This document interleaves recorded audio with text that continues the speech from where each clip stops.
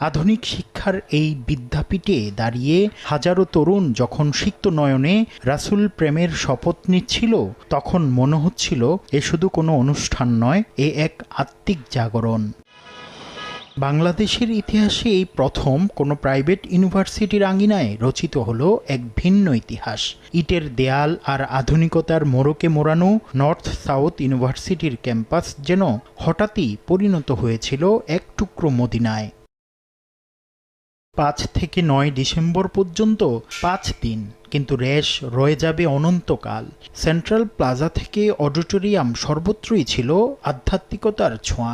মসজিদে নববীর রেপ্লিকা আর নবীজির জীবনের ঐতিহাসিক সময়রেখা দেখতে দেখতে দর্শনার্থীরা যেন হারিয়ে গিয়েছিলেন সেই 1400 বছর আগের সোনালী অতীতে।